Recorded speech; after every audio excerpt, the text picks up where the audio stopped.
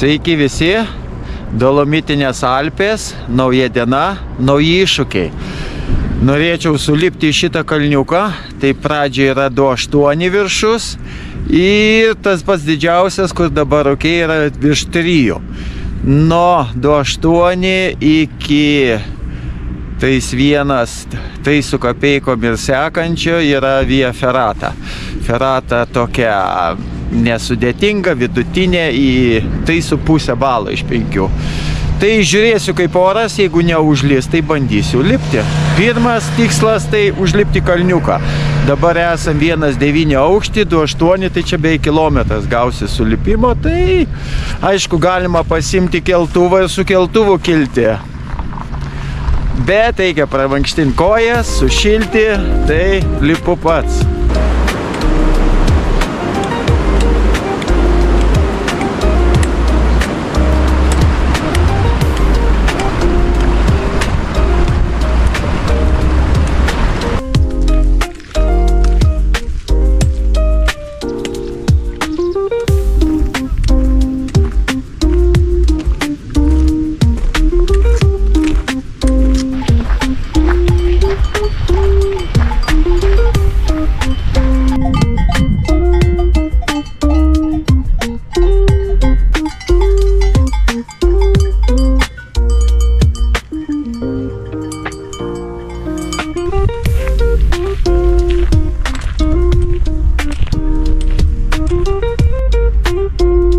Sukilom į 2 km 200-300 metrų aukštį ir dabar mes matom Rifugio Paso della Sella. Tai čia yra perėja ir čia yra tas Rifugio čia ant perėjos. Tai planas toks, kadangi lynoja, tai sulipam į Rifugio Paso della Sella ir atsigeriam gal kavikės ir žiūrim, ką toliau veikiam, kaip tas oras. Nes dabar virš mano uolų, kur norėjau eiti Via Ferrata, tai debesis, lietus ir nieko gero. Tai bent jau kažkokį viršūnę gal dar pakilsim, gal čia prasisklaidys šalia Rifugio kalnas. Gal iki šito pavyks sukilti. Nu, atsigeriam kavos ir matysim.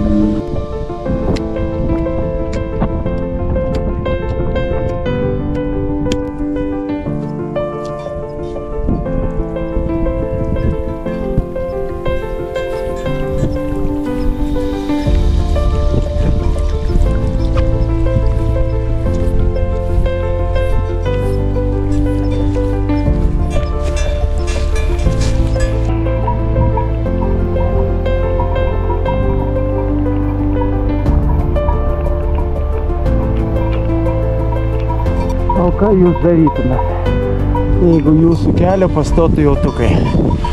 Ar eitumėt, šauktumėt, kad jie pasitrauktų? Ar eitumėt per šlapę žolę aplinkui? Pakomentuokit komentaruose.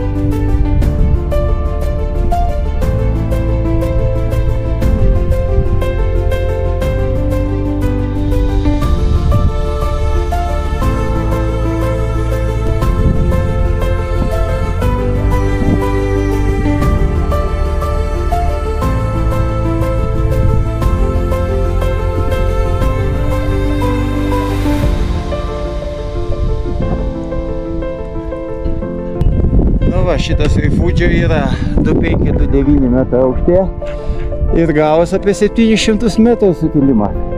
Tai kaip poilsio dieną visai normaliai. O, kokie vaizdai atsiveria. Gal nustos lietus lyti.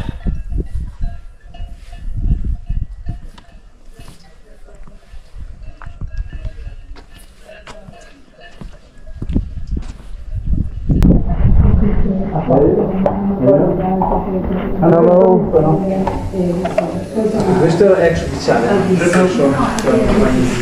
English? Yeah.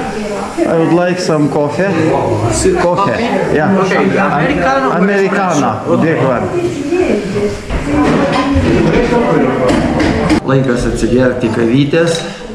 Iš viso sulipta apie 700 metrų. Nueit apie 5 kilometrus, rodo mano programėlė 4,4, bet pradžioj nebuvo įsijungęs, biškį suvilau įsijungti. Nu, bet tai, kaip poilsio dienai visai smagu, tai biškį išsijudinęs iš po vakar kaulai skauda, vakar tai biškį neplanuotai gavosi daugiau. Tai pasižiūrėsiu, gal dar pasitaisys oras, tada galėsim dar kažkur tai nueiti, gal šitą keterą praseiti, o jeigu ne, tada žemyn leisiu. Kažką vis tiek dar nuveisiu. Į sveikatą. Sneakersas kalnuose yra super sneakersas.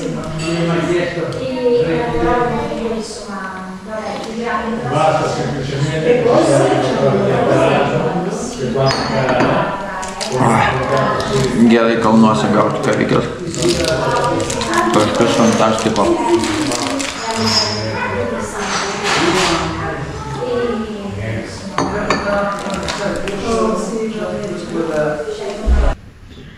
Kas gali būti skaniau kalnuose kaip sriuba karšta. Peklinė kruopų sriubelė už 12 euriukų paragausi. Sušalusiam, sušlapusiam keliautojui, tai čia yra palaima.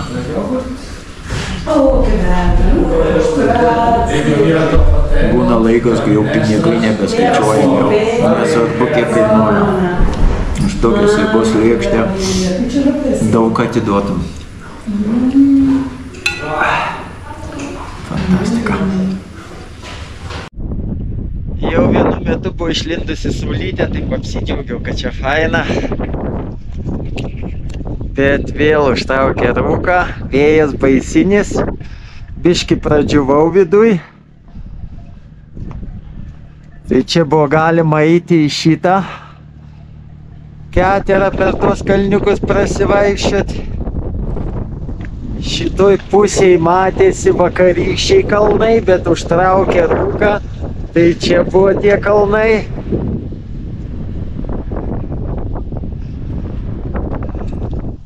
Iš čia atėjau, tai dabar duosiu dešiniau. Noriu prie tos salos prieiti, pažiūrėti ten. O čia šitie kalnai, kur buvau nusprendęs šiandien Via Ferrata eiti. Tai aišku, misija neįmanoma, rūkas, vėjas, nieko nesimato, slidu. Ir čia šita trasa va prasideda čia į viršų ir keteram. Tai šiandien Via Ferrata čia nepavyks praeiti, nes oras nekoks, paliksim kitam kartui. Nežinau, gal ne šiai kelioniai, gal kitai, gal kada pasitaikys geras oras, būsiu netoliese. Tai tikrai rimtas iššūkis, rimta ferata, nes pažiūrėjusi tuos dantukus, tai rimta. Vien iki čia sulipti reikėjo, mano atveju 3 valandas, bet sakykim per 2,5, per 2 valandas, tai jeigu nefilmuoti ramiai eiti, tai va, o paskui dar 6 valandas Via Ferrata ir nusileisti, tai čia visai dienai užtenka veiksmo. Ui, koks malonus vėjas, iš šiltos patalpos išėjus visados vėsoka. Jau biškai pradėjo kūnas džiūtis, taktelė biškai pasirodo praleidžia lietų. Nu, jie man buvo tokių fokusų darius. Tai turiu kitą strikelę, jau jeigu rodys lietaus, imsiu kitą.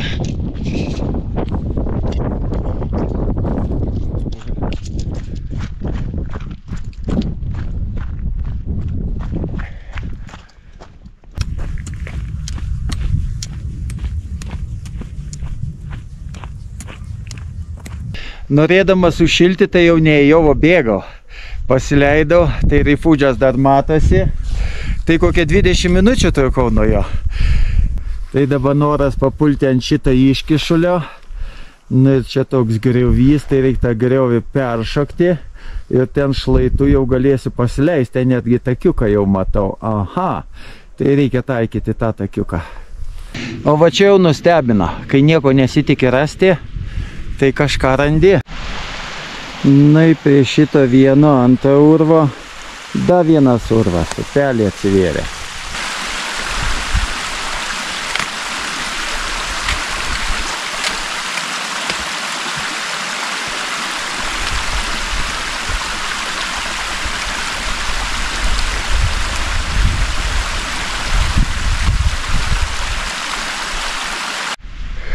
Užtverta nuo viršų. Į ką mes čia turim? Nu, į nedidelę čiolą. Nuo lietaus galima slėptis, bet čia ir taip laša. Tai čia tikrai nedidelė. Einam žiūrėti kitos. Kas čia kitoje loj?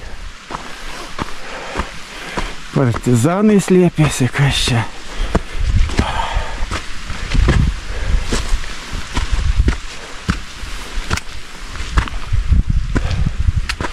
O čia jau rimčiau.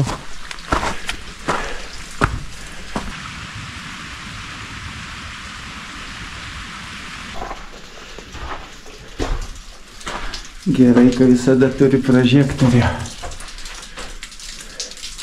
Būna tokiuose ruose šikšnosparnio, tai galima užsirauti. Laša vandenukas. Čia sandėlys padarytas. Nežinau, čia partizanai pasidarė, ar jau kitais laikais. Išskaptavę urvą. Nėra jis ilgas, gal 10 metrų, nors ir netrumpas. Tai dar po upeliu vienas yra. Tai einam pažiūrėti, kas ten po upeliu darosi.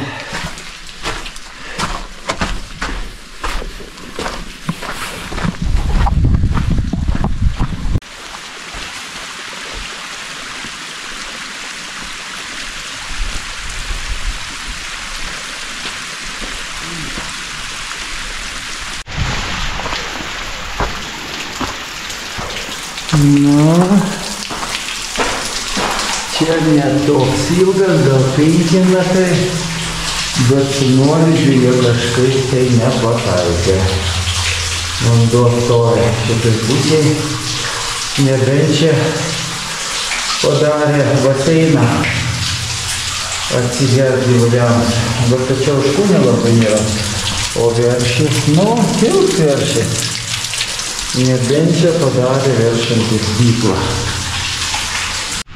Va, dabar jau užmačiau informaciją. Tai pasirodo, kad tie urvai padaryti 1914, 1918, Pirmo pasaulinio karo metu. Tai čia buvo sandėlys, o ten turbūt slėpėsi žmonės.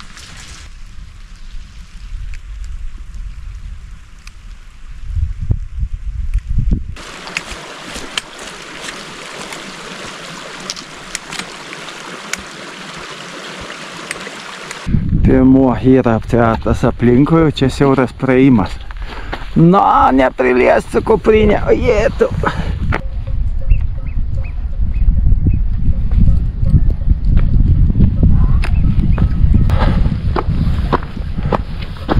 Ten kažkokie apkasai.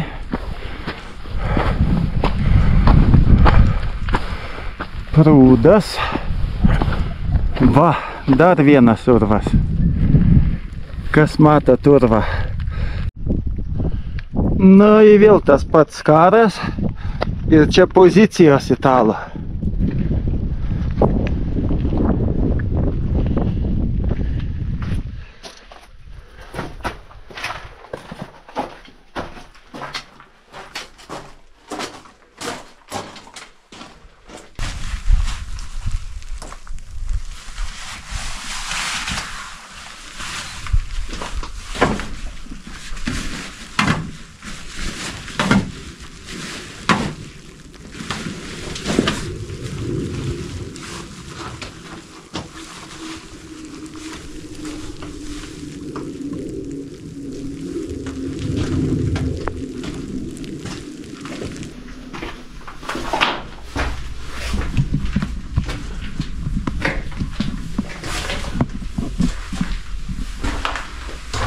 Ir viskas. Tikėjus daugiau. Ką mes čia turim? 10 metrų. Ha!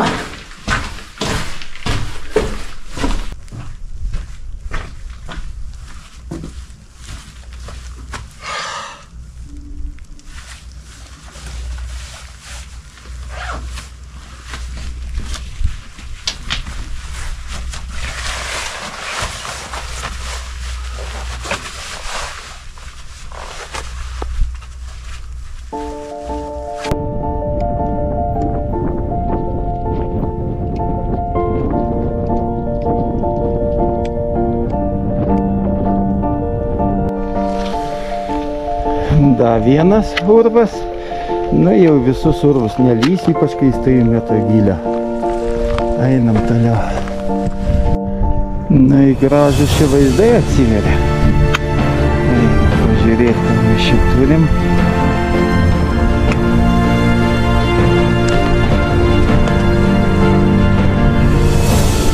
Turim gražų slėnį.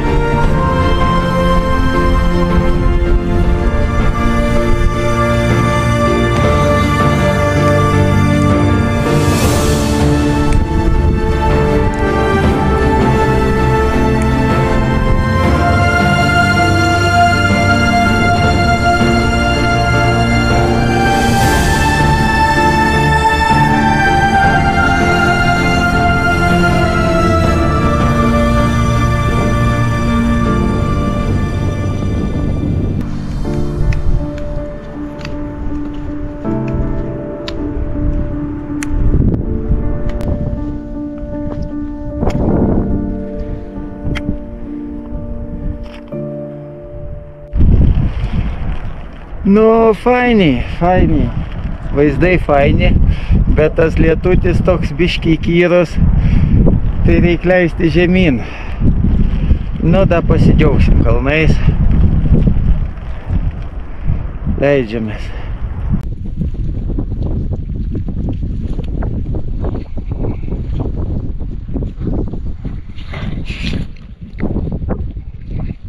Skanu.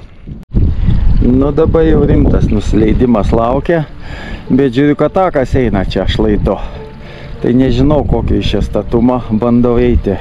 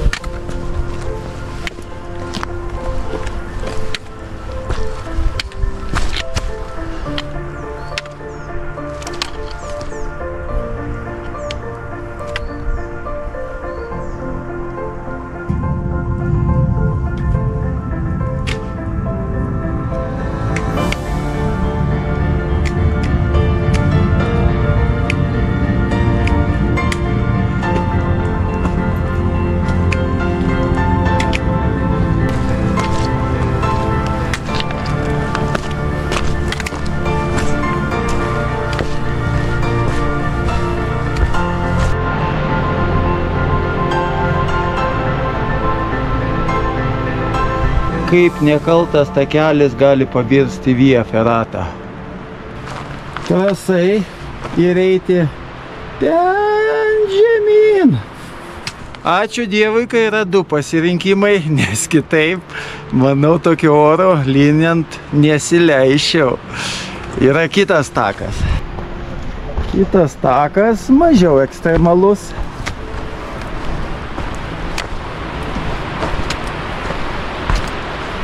Va, šitais akmenukais, takiukų, palei šlaitą reikia leistis, pereiti upelį ir ten apačioje jau matosi takas. Tai šituo taku aš ir eisiu.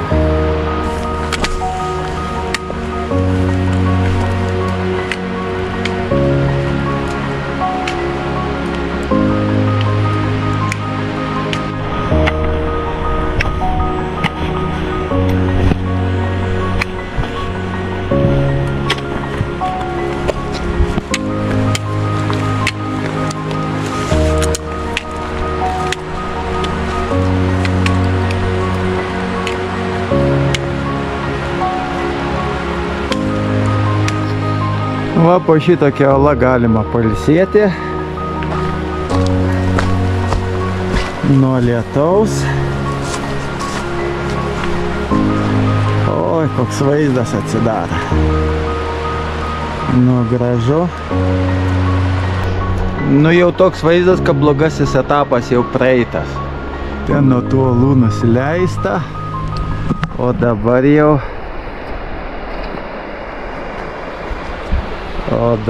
jau takas jau žmogiškas. Ten va pereisiu upelį ir tada jau takiuku ir iki to viešbučio ir iki mašinytės. Dabar iš kur pareinam, vadinas Variante Ripida. Ir čia dar patikslinta, kad tai yra Canoniera Italiana. Tai kažkokie italų kareivių keliai. Tai partizanų. Ką žinau su tais partizanų keliais? Tai Ferrata, kai yra, tai kalnų viršūnėm nėra tai baisu. Eininės yra troselis, įsikimbi su rankai, paslystum, tai trosas rankoje lieka. Tai tu gali prisitraukti, gali apsaugas užsidėti. Šalmas nelabai reikalingas, kai esi ant kalno viršaus. Nu, bet čia kai eini, tai slidu, tešlos, žolės, lyja.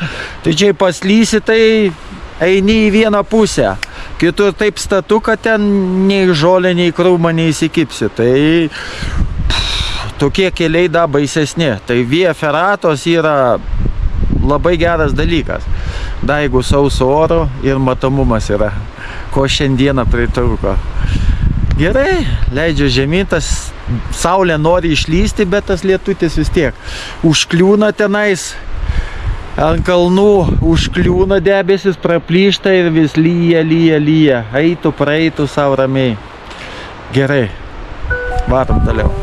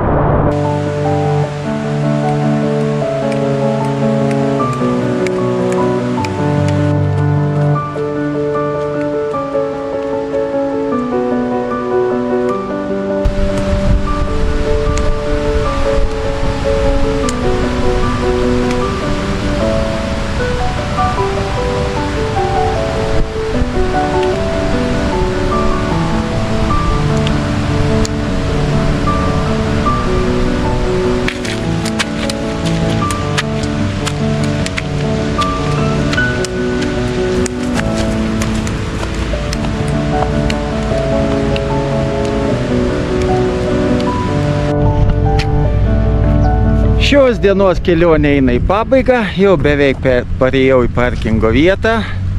Nu, tai įdomi tokia kelionė gavosi. Kaip poilsiniai dienai tai pakankamai užtenka.